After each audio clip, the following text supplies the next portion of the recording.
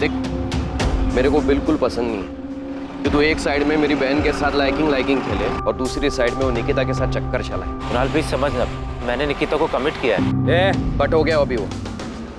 देख, मेरी बहन आरती तेरे से बहुत प्यार करती है, उसका दिल नहीं दुखना चाहिए। और निकिता को कैसे बाहर करना ये अब तू देख। आज से तेरा सारा लाइकिंग मेरी बहन के लिए रहेगा, समझा? और अगर ऐसा नहीं हुआ ना तो मेरे को बहुत बुरा लगेगा। और तेरे को मालूम है मेरे को बुरा लगेगा तो मैं क्या करूँगा। मैडम, प्यार का मामला था इसलिए प्यार से ही निपटाया था। तो चिंता मत कर, हम भी तेरे से प्यार से पूछे, बस इतना ध्यान रखना हमें बुरा ना लग जाए। मैं कुछ समझा नहीं प्रदीप, तुम क्या कहना चाहते? अरे पुलिस जादव भाव को उठा के ले गई है पूछताछ करने के लिए। लेकिन क्यों?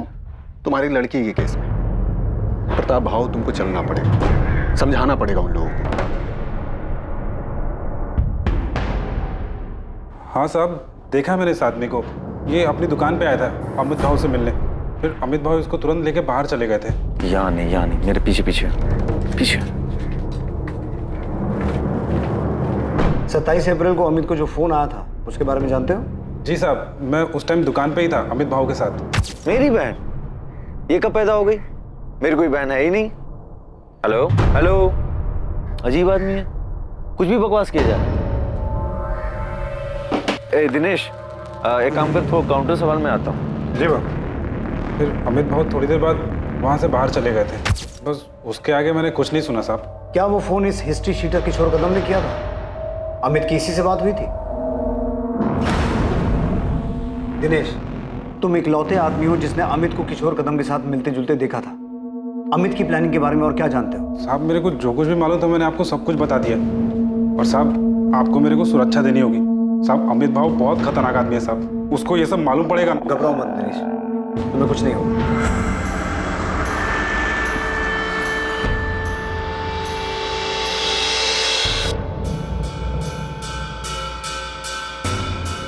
मोहिते, माने, मैंने महाबलेश्वर पुलिस को फोन कर दिया है, अभी निकलो, अमित भावे को उठा के लाओ। जी सर। आरती, ये तुम्हारे कजन कुणाल सामंत की फोन लोकेशन, जिसमें साफ दिखाई दे रहा है कि 27 अप्रैल को ये उसी एरिया में था जहाँ से हमें निकिता की लाश मिली। हाँ, तो मुझे इसके बारे में कुछ नहीं पता। मैडम, मैं आपको पहले ही बता चुका हूँ, हो सकता है मैं वहाँ से निकला हूँ, लेकिन अब सातारा इतना बड़ा भी शहर नहीं है कि किसी एक जगह से निकलना बड़ी बात है। अब मैं वो दिन वो टाइम उधर से क्रॉस किया और उधर ही निकिता के साथ कुछ हुआ तो आप मेरे को फंसाओगे? मतलब क्यों आरती, इसने तुझे पहले सिखा दिया था ना कि पकड़े गए तो पुलिस के सामने यही बोलना है। मैडम, अगर इसने इतनी स्मार्ट प्लानिंग की है जो आप बता रहे हैं, तो आप ये भी बताइए कि सेम टाइम पे ये इतना बेवकूफ कैसे हो सकता है कि क्राइम की जगह पे ये अपना फोन लेके जाएगा। देखिए मैडम, आपको पता चला कि मैंने विनीत को धमकी दी थी, लेकिन ये बात तो मैं आपको पहले भी कह चुका हूँ कि हाँ मैंने किया। और उसके बाद भी मुझे कुछ ऐसा करना होता तो मैं ऐसा थोड़ी ना करता जिससे आपको कोई सबूत मिले और आप मुझे सीधा पकड़ ले। नहीं कुणाल, तू हर चीज में फेल हुआ है।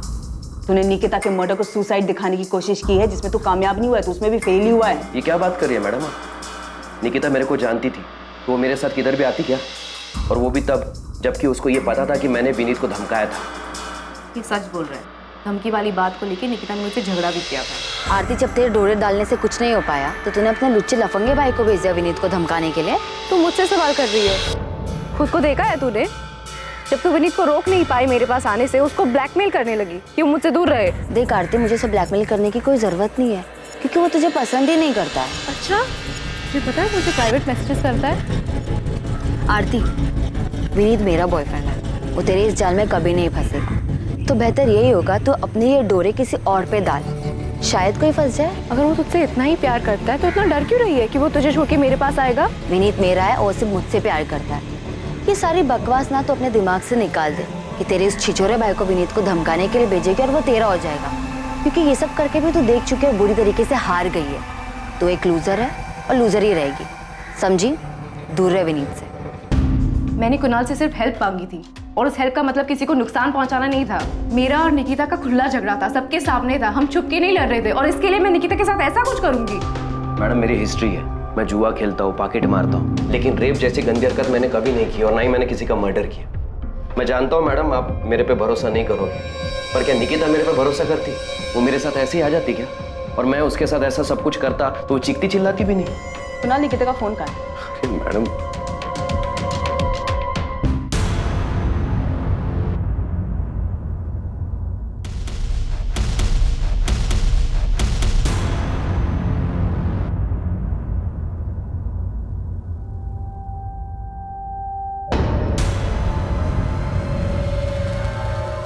हमारे पास सबूत है कि 27 अप्रैल को जब निकिता का रेप और मर्डर हुआ था तो क्राइम सीन के आसपास ही थे। मैडम, उस दिन मैं किसी काम से वहां गया होऊंगा, पर मैं निकिता को नहीं मिला।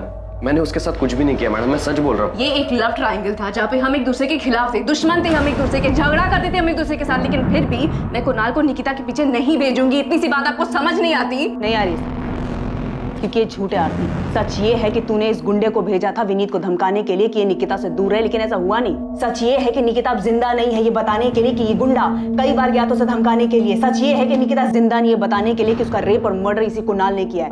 और इन सब के बावजूद तेरी सारी दलीलें झूठी साबित होती है, क्योंकि जब ये सब हुआ था तू क्राइम सीन के पास था। तुम दोनों से ना बहुत प्यार से बात कर ली है मैंने, तुम दोनों को प्यार की भाषा पच नहीं रही। मोहिते, डाल इसको जेल में और तब तक कूद जब तक सच बाहर नहीं आ जाता है।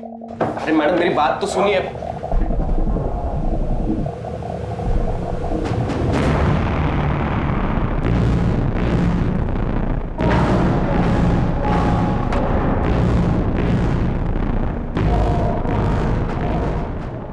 अगर हम विक्रम जाधव से पूछताछ कर रहे हैं तो इसमें आप इतना परेशान क्यों हो रहे हैं? आप मेरी परेशानी अच्छी तरह समझते हैं साहब। घुमा फिरा के आप यही कहना चाहते हैं ना साहब कि मैंने जादव बाबू से कर्जा लिया था और अपनी बेटी को उसके पास भेजा था ताकि ये कर्जा माफ हो जाए। हमने तो ऐसा नहीं कहा। तो फिर और क्या पूछेंगे विक्रम बाबू से आप? मेरी चचेरी बहन के बेटे अमित के खिलाफ सबूत है ना आपके पास? उसने किया है सब कुछ, पूछिए उससे। हम ना तो अमित भावे को बख्शेंगे ना ही विक्रम जाधव को। फिर चाहे आप खुद निकिता के पिता आके हमें ये क्यों ना कहें कि हमें किससे पूछताछ करनी है और किससे नहीं। आप ये कहना चाहते हैं कि एक बाप ने खुद अपनी बेटी को उस आदमी के पास भेजा था जिससे उसने कर्जा लिया था? प्रताप राव जी, हम किसी ऐसे नतीजे पर नहीं पहुंचे हैं, लेकिन आप जिस तरीके से जोर देकर इस बात पे अड़े हुए हैं कि हमें विक्रम जाधव से पूछताछ नहीं करनी चाहिए, उससे कुछ चीजों पर शक हो रहा है। आपके लिए बेहतर होगा हमें हमारा काम करने दीजिए।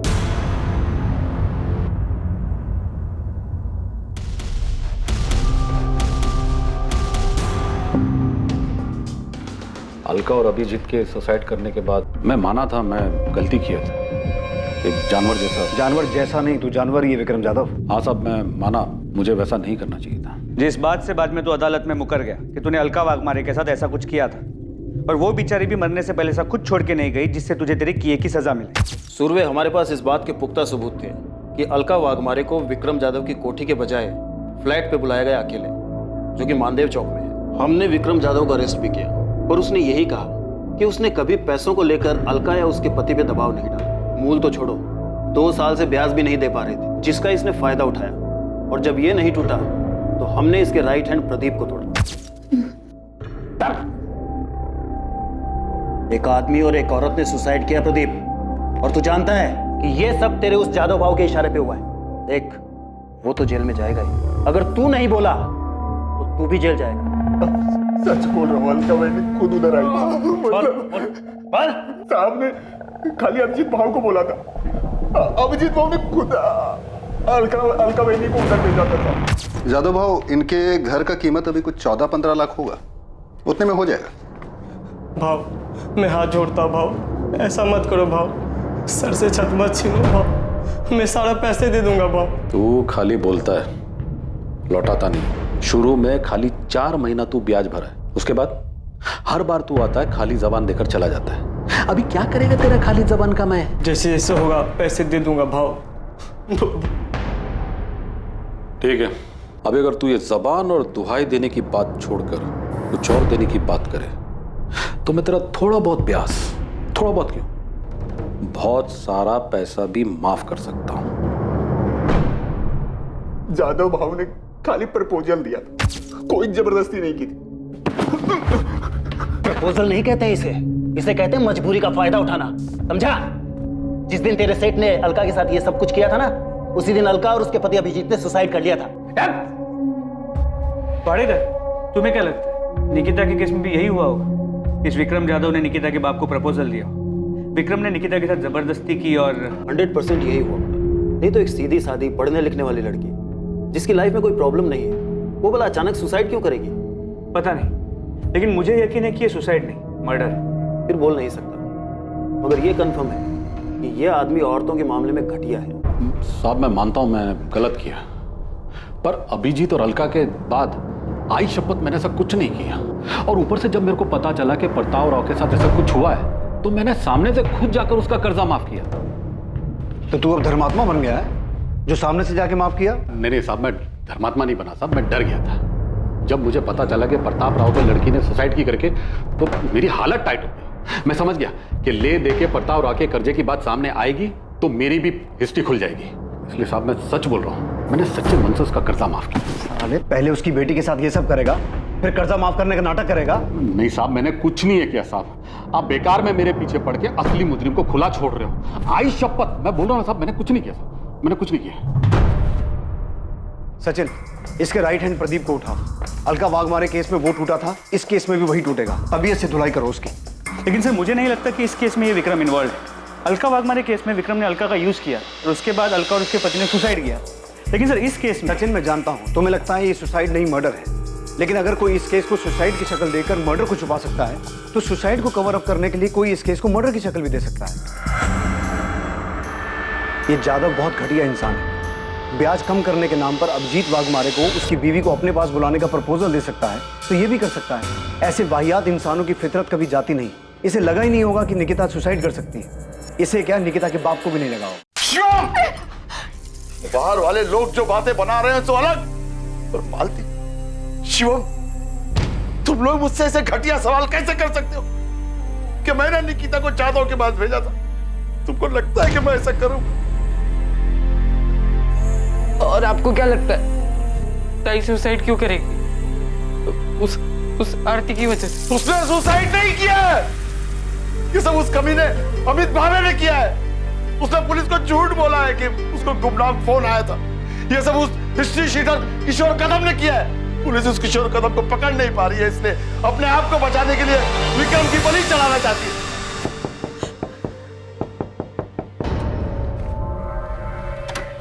बताइए, अब आप क्या नया बताने आए? बताने नहीं, पूछने आया। आपने हमें ये क्यों नहीं बताया कि विक्रम जाधव आपसे मिलने आया था, पर आप दोनों के बीच में डील हुई थी? मैं तुम लोगों का ख्याल रखेगा, तेरा भी शिवम का भी, समझ लेना। अब तेरे को कोई भी पैसा वापस देने का जरूरत नहीं है। मैं तेरा सारा कर्जा माफ कर रहा हूं। मैं तेरा दुख समझ सकता हूं। तो अगर वो खुद चल के मेरे पास आया और बोला कि तेरा कर्जा माफ, तो इसका मतलब आप ये निकालेंगे कि मैंने अपनी बेटी को उसके पास भेजा था? हम सिर्फ अपना काम कर रहे हैं। आपकी बेटी के मौत के बाद ये विक्रम जाधव जैसा घटिया आदमी अचानक इतना संत कैसे बन गया? मुझे नहीं पता, नहीं पता मुझे। मेरी हालत ठीक नहीं थी, इसलिए मैं पूछ भी नहीं पाया। इसका ब्याज टाइम पे दिया है मैंने, जाके पूछ लो उसको। विक्रम जाधव जो होगा सो होगा। आपकी हिम्मत कैसे है मेरे बारे में ऐसा सोचने की कि मैंने अपनी बेटी के साथ ऐसा कुछ किया है? ये सब उस अमित को बचाने के लिए तो नहीं कर रहे आप? कितना पैसा खिलाया उसने ये सब केस घुमाने के लिए, हाँ? और सुसाइड बोल के केस बंद करने के लिए कितना पैसा दिया है उसने? एक कॉल क्या आ गया मेरे फोन पे, आप लोग तो मेरे पीछे हाथ धोकर पड़ गए, जैसे मर्डर मैं नहीं किया। किशोर कदम कहाँ है? अरे कौन किशोर कदम? मैं किसी की दो डंडे की औकात नहीं तेरी, हमें पता है। वो गुमनाम आदमी का फोन नहीं था, निकिता के फोन से वो फोन तुझे किशोर कदम ने किया था।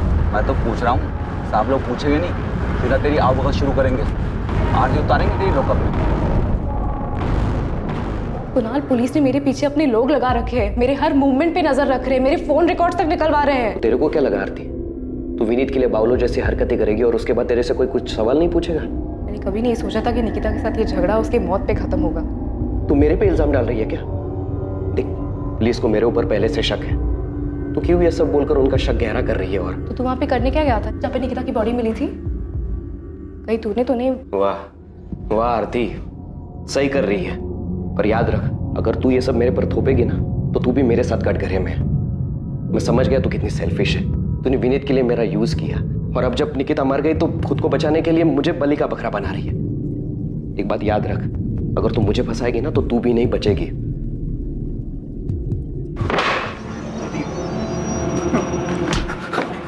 पिछली बार तू बच गया था, इस बार नहीं बचेगा। मैं सच बोल रहा हूं, तेरी लाश तक नहीं मिलेगी। जब मैंने पिछली बार सब सच बता दिया भाव ने क्या किया, तो अभी मैं झूठ क्यों बोलूंगा साहब? कसम से साहब, वो लड़की उधर अगर आई भी होगी और भाव ने उसके साथ कुछ किया भी होगा तो मेरे को नहीं मालूम। तेरे भाव ने प्रताप राव का कर्जा क्यों माफ किया, वो भी निकिता के मरने के बाद? जितना मुझे मालूम है बाहुल लड़की के मरने के बाद बहुत बहुत डर गया था। उसको वो अलका वाघ मारे वाला मामला याद आ गया था।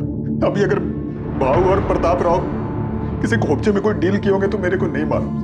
निकिता का फोन कहाँ है? नहीं पता साहब। निकिता उधर मेरे सामने नहीं आई होती तो मैं फोकट में इतना मार खाता। झूठ बोलता वो भी भाव को बचाने के लिए। तेरी दुकान में काम करने वाले दिनेश को खड़ा करूं तेरे सामने, बुलाऊं उसे? वो भी बोलेगा और तेरे कॉल रिकॉर्ड्स भी यही बोलेंगे कि तेरी किशोर कदम से बातचीत हुई थी। मैं मानता हूँ कि किशोर से मेरी बात। उससे बातचीत नहीं, उसे साजिश कहता है, जो तूने किशोर के साथ मिलके की थी कि पहले निकिता का रेप करना और फिर उसे पेड़ से लटका देना। बोल, यही प्लानिंग की थी ना तूने? नहीं सर, मैंने किशोर कदम को हायर किया था सिर्फ प्रताप मामा को धमकाने के लिए, ताकि वो मेरी जमीन मुझे वापस कर दे।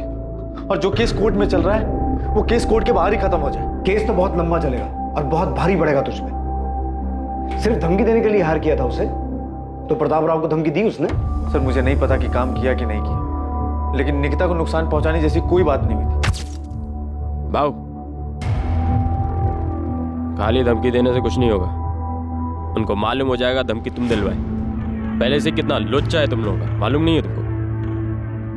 अब लेकिन ऐसा कुछ और नहीं करने का है, सिर्फ धमकी देना है, सिर्फ धमकी। तो अभी बोले ना उसका एक बेटा है, एक बेटी है, दोनों में से किसी एक को। अरे नहीं, ऐसा कुछ नहीं कराना है। ठीक है, फिर खाली धमकी का 1 लाख लगेगा, 50 एडवांस। और एक बार धमकी देने से कुछ नहीं होगा, कम से कम 3-4 बार देनी पड़ेगी, तब जाके असर होगा। ठीक है, ये रहा एडवांस। और याद रहे, हाँ, सिर्फ धमकी देनी है, सिर्फ धमकी। किशोर कदम कहाँ है? सर मुझे नहीं पता कहाँ है। तूने निकिता को इसलिए टारगेट किया था ना कि तूने उसे सेटलमेंट करवाने के लिए फोन किया था और उसने तुझे उल्टा सुना दिया? नहीं सर, मैंने ऐसा कुछ भी नहीं करवाया, और किशोर को सिर्फ मैंने जबानी धमकी देने के लिए कहा था। और तुझे क्या लगा वो इतना दूध का दूल्हा है कि तू जितना कहेगा वो उतना ही करेगा? साले रेप की हिस्ट्री है उसकी। किशोर कदम का फोन कब से बंद है? जब से क्या? जब से निकिता के नंबर से मेरे नंबर पे फोन आया था, तब से उसका नंबर बंद है। तुझे उस दिन फोन किशोर ने किया था, अपने फोन की बजाय निकिता के फोन से। उल्टा तुझे ही टोपी पहना गया वो, है ना? मुझे भी उस दिन 1 मिनट के लिए ऐसा ही लगा था कि कहीं किशोर ने कोई अलग कांड तो नहीं कर दिया, लेकिन मैं सच कह रहा हूँ, उस दिन फोन पर किशोर नहीं था। अजीब आदमी है, कुछ भी बकवास किया जा रहा है। सर मुझे बाद में ठनका कि कहीं किशोर ने मुझे फंसाने की कोई चाल तो नहीं चल दी। सर मैं बहुत घबरा गया था। मैंने किशोर को फोन किया, उसका फोन बंद आ रहा था। सर आज तक बंद है। तो तू उसी टाइम समझ गया था कि बहन मतलब निकिता, और किशोर ने 100% उसके साथ कुछ किया है। उस दिन किशोर को सिर्फ मैंने धमकी देने के लिए कहा था और कुछ नहीं। और जो फोन पे आवाज थी सर वो किशोर की नहीं थी। सर मैं सच कह रहा हूँ, मैं झूठ नहीं कह रहा। उस समय तक सारे नंबर मेरे मोबाइल में ट्रांसफर नहीं हुए थे, और किशोर को सिर्फ मैंने धमकी देने के लिए पैसे दिए थे। अच्छा, मतलब वो रेप और मर्डर उसने अपने मन से किया थे। चल मान लिया हमने कि तू बहुत ही शरीफ आदमी है। जा महाबलेश्वर जा अपने घर, जा आराम कर, जा जा। जब तक किशोर कदम मिल ना जाए ना, इसकी खूब सेवा करो, दिल से सेवा करो। निकिता के साथ जो कुछ भी हुआ है, यही साला उसकी जड़ है। सर मैं सच कह रहा हूं, मैंने कुछ नहीं किया सर।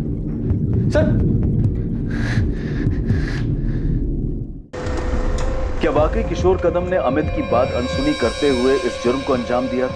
अमित भावे की बात का तथ्य तब तक साबित नहीं हो सकता था जब तक किशोर कदम पुलिस के हाथ नहीं लगता और उससे पूछताछ नहीं हो जाती। किशोर तक पहुंचने के लिए पुलिस ने महाराष्ट्र के हर शहर में उसकी तलाश शुरू कर दी थी।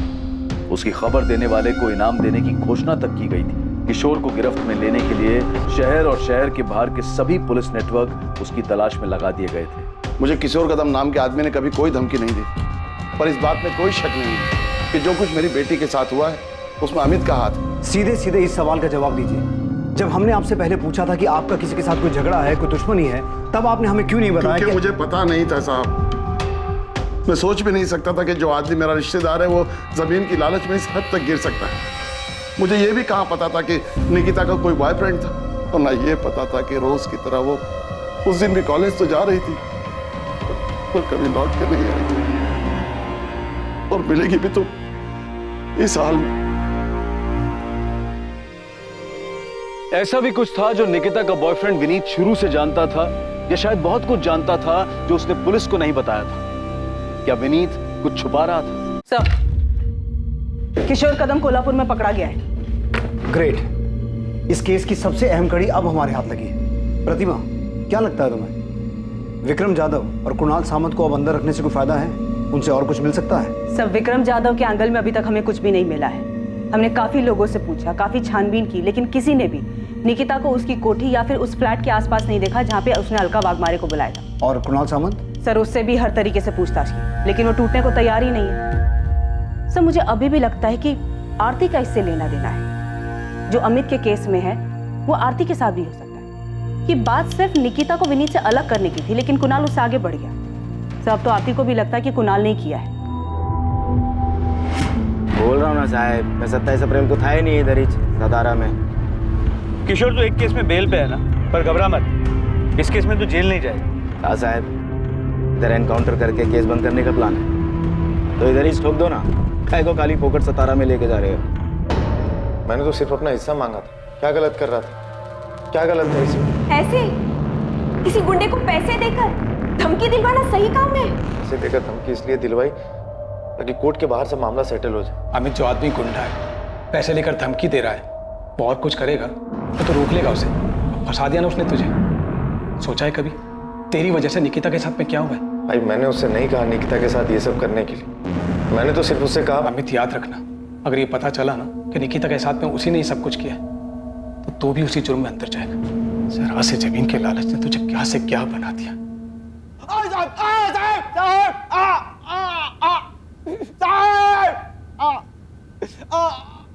3 दिनों तक लगातार पूछताछ और मार खाने के बावजूद किशोर कदम ये कबूल करने को तैयार नहीं था कि उसने ये जुर्म किया था।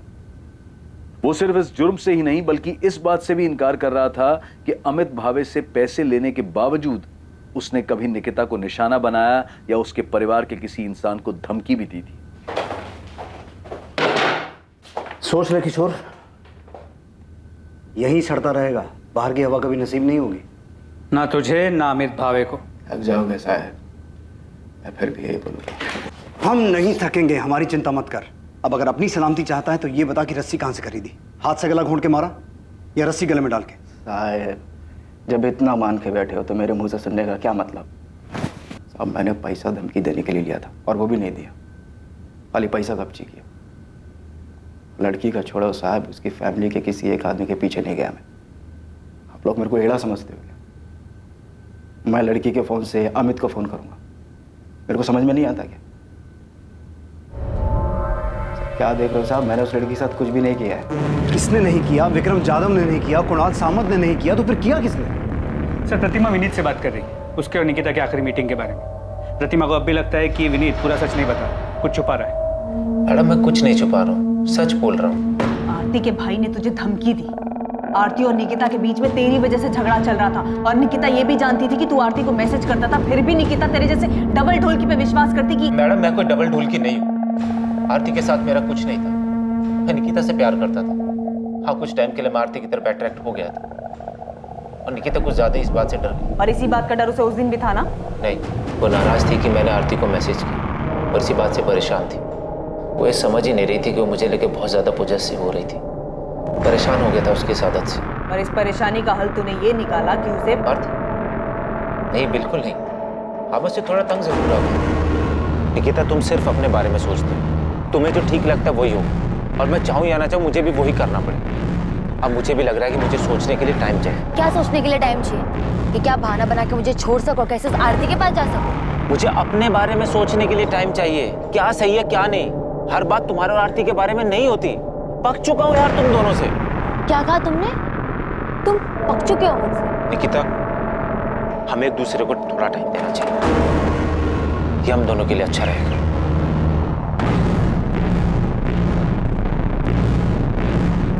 बाय। बाय।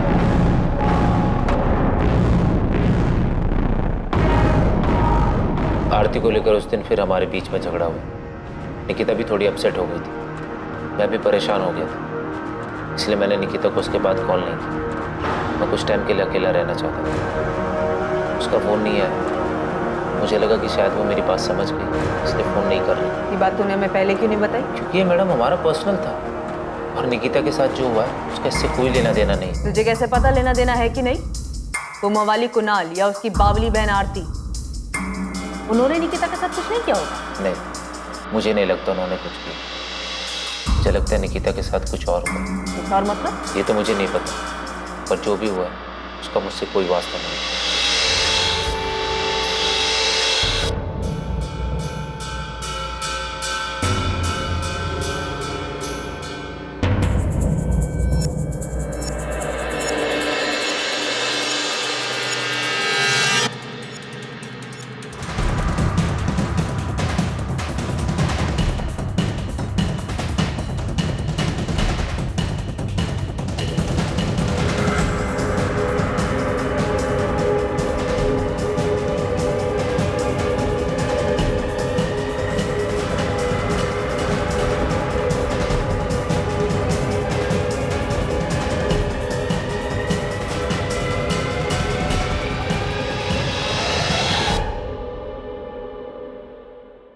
सर, मुझे लगता है कि हम इस बात पे अटक गए हैं कि निकिता का मर्डर हुआ है, जो कि इन सस्पेक्ट में से किसी ने अपना मकसद पूरा करने के लिए किया है। प्रतिमा, फिर से ये मत कहना कि तुम्हें अब भी लगता है कि ये सुसाइड का केस।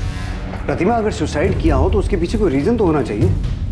विक्रम जाधव की थ्योरी में कोई भी सुराग सामने नहीं आया कि उसने निकिता के साथ रेप किया, इसी वजह से उसने सुसाइड किया। तो फिर क्या हो सकता है? पता नहीं सर, पर मुझे अभी भी लगता है कि कुछ तो था जिसकी वजह से निकिता दुखी थी। ये हमने सीसीटीवी फुटेज में भी देखा है।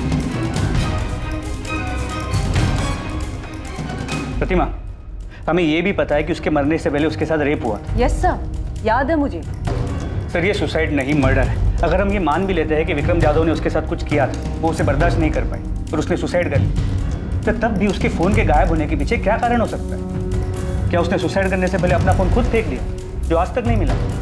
सर, इससे ये साफ हो जाता है कि ये सुसाइड नहीं, मर्डर है। और ये मैं 100% श्योर होकर कहता हूं। निकिता को रस्सी से गला घोट के मारा गया और फिर उसी रस्सी से उसे पेड़ से लटका दिया गया। इसीलिए उसके गले पे सिर्फ रस्सी का निशान, और पेड़ पे लटकाने की वजह से उसकी गर्दन की हड्डी टूट गई, जो हमें कंफ्यूज कर रही है। सर, क्राइम सीन पे निकिता का फोन नहीं मिला है, इससे ये साफ होता है कि जिसने भी निकिता को मारा है वो उसका फोन अपने साथ लेकर चला गया। पर ये हो कौन सकता है? सारे हिस्ट्री शीटर्स को हमने तोड़ा है, उन पर नजर रखे हुए हैं, उनमें से कोई नहीं है, तो फिर है कौन?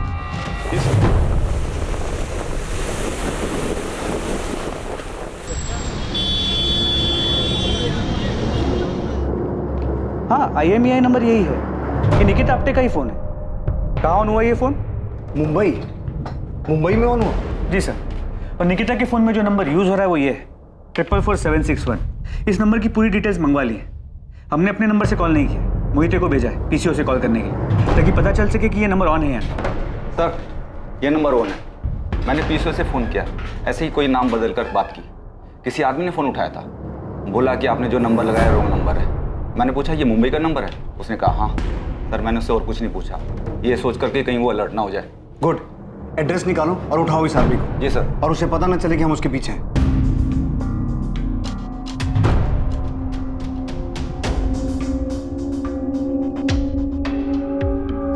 सर, नंबर किसी अविनाश मोरे के नाम पे रजिस्टर्ड, कांदिवली का एड्रेस।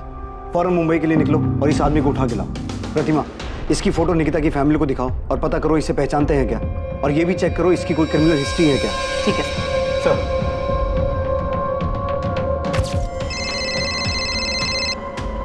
हाँ प्रतिमा, इस अविनाश मोरे का कुछ मिला? नहीं सर, निकिता की फैमिली भी इसे नहीं पहचानती, उन्होंने तो इसका नाम तक नहीं सुना। ताज्जुब की बात, इस अविनाश मोरे ने अब तक फोन स्विच ऑफ नहीं किया, लगातार ऑन आ रहा है। सर, मैंने साइबर टीम से दोबारा चेक किया, ये निकिता का ही फोन है।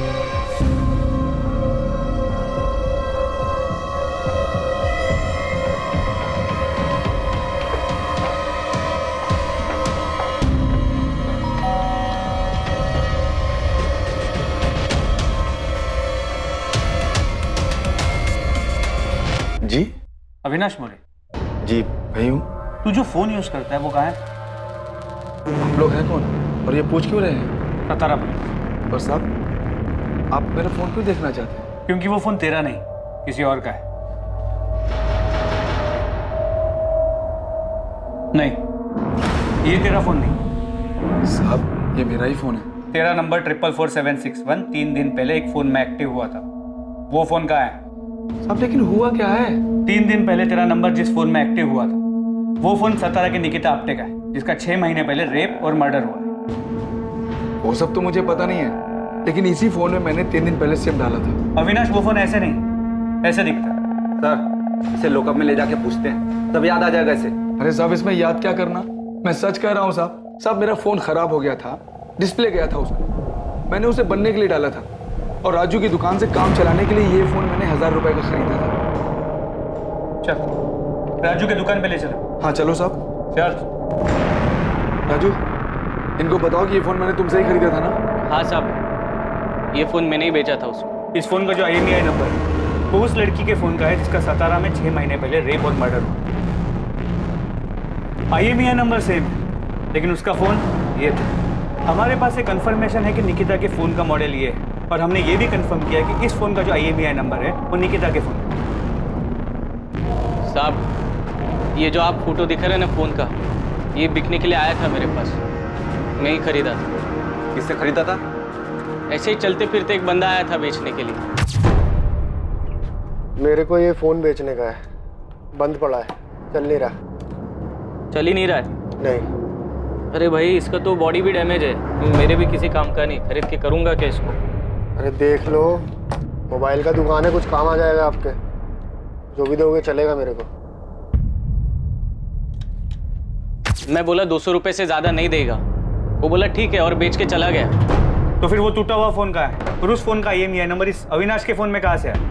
ये फोन का बॉडी एकदम डैमेज हो गया था, बैटरी वैटरी सब ठीक था, तो मैंने बाहर का बॉडी निकाल के फेंक दिया और अंदर का माल मटेरियल जुगाड़ करके ये फोन में फिट कर दिया। तुम्हें ये फोन किसने बेचा?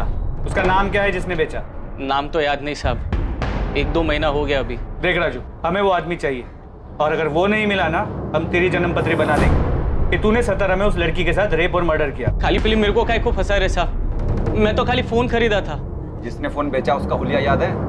साहब, याद करने की कोशिश करता हूँ साहब। नहीं, ये भी नहीं, ये नहीं, ये था ना? नहीं साहब, ये भी नहीं था। जैसा वो सब बोले ना, वैसा मैं आपको उसका हुलिया बताने को तैयार हूँ। सच्ची साहब, जितना याद है सब बताऊंगा, बिल्कुल नहीं घुमाऊंगा, कसम से।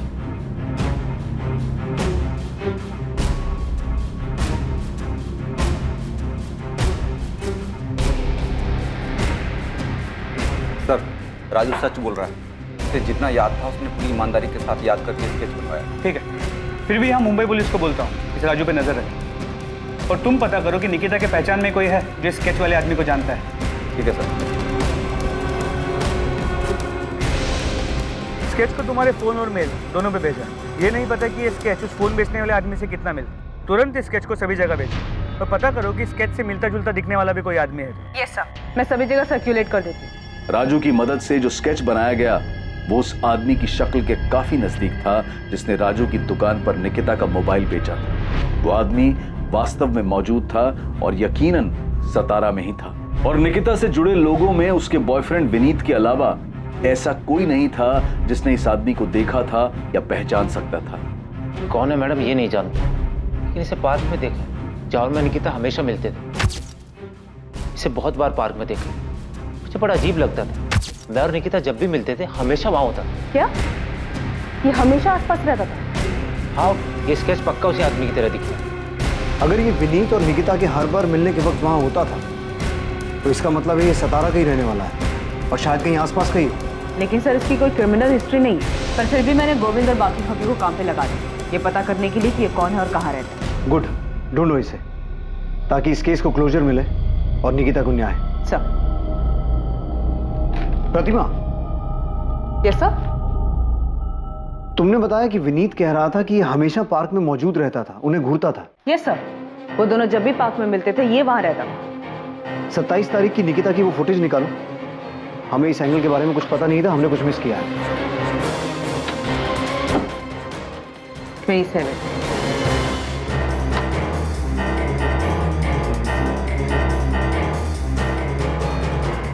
ये निकिता निकली, इसके पीछे तो नहीं दिख रहा। एक काम करो, निकिता के दिखने से 5-10 मिनट पहले का फोटो चेक करो।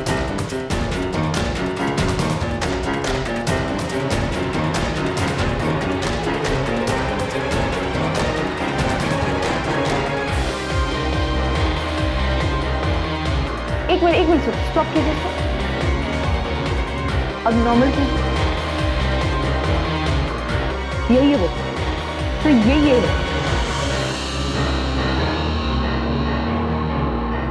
हाँ हाँ सर, ये वही आदमी है क्या? इसी ने निकिता के साथ निकिता का मोबाइल इसके पास था जो इसने मुंबई में जाके बेचा। ये है कौन? साहब इस तरफ प्रशांत केलकर नाम है इसका, इलेक्ट्रिशियन है, यहीं सातारा का ही है। पुलिस ने इस आदमी का स्केच बनवाया था, उसे 27 अप्रैल की सीसीटीवी फुटेज में पहचान लिया गया और पुलिस अपने मुखबिर की मदद से उस तक पहुंच गई। जी चल आजा। क्या हुआ साहब, क्या बात हो गई? साले 6 महीने से भटका रहा है, पूछ रहा है क्या हो गया? मुझे नहीं पता क्या हुआ। चल अब चल। प्रशांत केलकर नाम है उसका, इलेक्ट्रीशियन है। विनीत ने बताया कि निकिता विनीत जब भी पार्क में मिलते थे ये हमेशा वहां होता था। ये कौन है? ये किशोर कदम की तरह कोई दूसरा आदमी जिसको अमित ने पैसे देकर निकिता को? नहीं, प्रशांत हिस्ट्री शीटर नहीं। उसे पुलिस स्टेशन ला रहे हैं, फिर पूछताछ करेंगे उससे। मैडम इस आदमी का मेरी बहन से क्या लेना देना? पता नहीं शिवम, अभी कुछ नहीं बता सकता। ऐसे ही बोलेगा या इलेक्ट्रिक शॉक खाएगा? बिना झटका खाए बोल दे बेहतर। निकिता का फोन तेरे पास था, उस मोबाइल शॉप वाले राजू ने तुझे पहचान लिया। ऐसे प्यार से नहीं बोलेगा सचिन।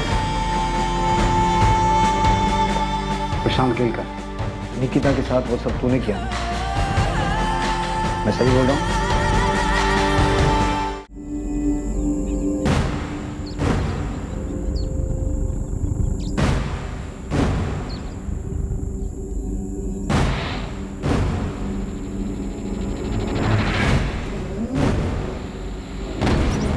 जी आप निकिता है ना? हाँ क्यों? आपसे कुछ जरूरी बात करनी है। क्या बात करनी है? आप हो कौन? तो मैं आपके पापा को जानता हूँ। पहले बताओ तो सही, आप हो कौन? क्या बात करनी है आपको? ये क्या कर रहे हैं?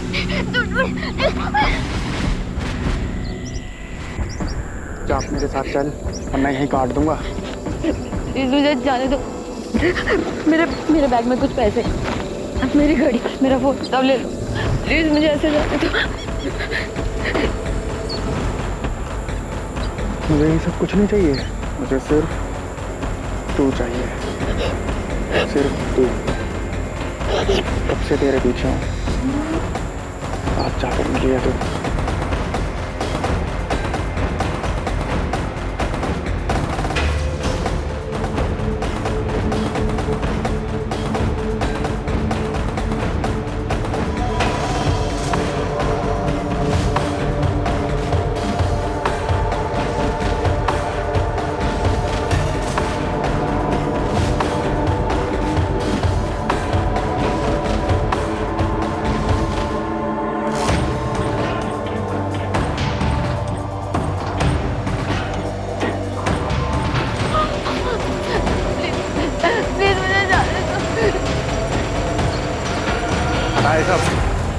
मुझे तेरे को वैसे देखना है जैसे मैं तेरे को सपने में देखता हूँ।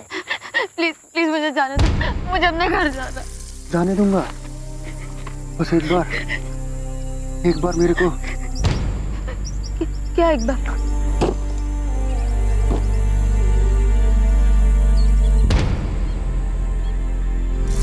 ये ले, पहन ले।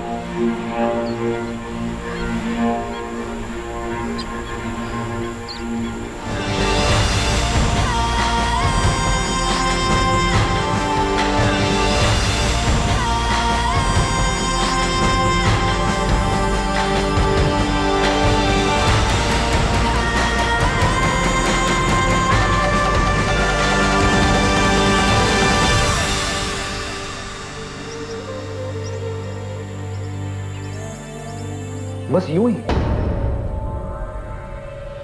तूने उसे देखा, वो तुझे पसंद आ गई, इतना कि वो तेरी सनक बन गई।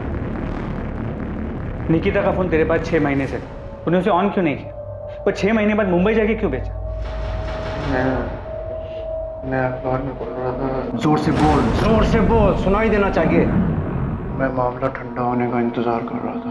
27 अप्रैल का दिन तूने इसलिए चुना क्योंकि निकिता उस रास्ते से जाने वाली थी। हाँ, मैंने पहले भी कई बार कोशिश की थी, पर सड़क पर कोई ना कोई आ जाता था। तो तूने देखा कि 27 तारीख को उस रास्ते पे आसपास कोई नहीं था, सुनसान था, तो तूने ऐसा किया? हाँ। तूने निकिता के भाई अमित को फोन क्यों किया? तू जानता है उसे? नहीं। तो उसे फोन क्यों किया? मुझे बुरा लगा कि उसके परिवार वाले परेशान हो रहे होंगे कि कहाँ गई, तो इसलिए मैंने उसका फ़ोन उठाया और देखा किसको फ़ोन कर सकता हूँ, तो मैंने उसका नंबर डायल कर दिया। प्रशांत केलकर से बार बार पूछताछ की गई, ये जानने के लिए कि क्या वाकई ये जुर्म उसने अपनी विकृत मानसिकता और यौन आकर्षण के कारण किया था या इसमें कोई और भी शामिल था। पर आखिर तक यही सामने आया कि वो वाकई एक विकृत मानसिकता का आदमी था जो निकिता पर मोहित था, जिसने सिर्फ अपनी हवस पूरी करने के लिए निकिता के साथ बलात्कार किया और फिर उसे मार दिया।